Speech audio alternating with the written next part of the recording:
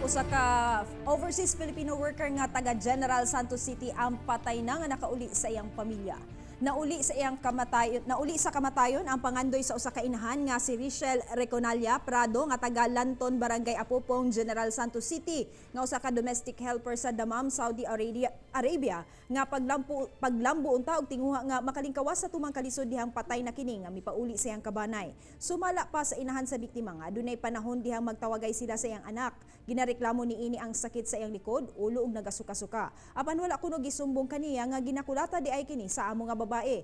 Ilaha lamang nasayran nga dihang misumbong ang higala sa kaubang OFW's anak. Setyembre paunta ang uli ni Richelle apan nakurat kini sa ilang nabalaan nga mipauli na og gidiretso sa usak ospital sa Manila. Gibiyaan kuno kini sa iyang amo sa airport nga luya na. Gani ang iyang makauban ng OFW ang nagtinabangay aron makauli ang biktima. Sa ospital sa Manila namatay ang biktima migawa sa medical certificate nga aduna kini community acquired pneumonia, high risk, tuberculosis, meningitis ug obstructive hydrocephalus ang biktima.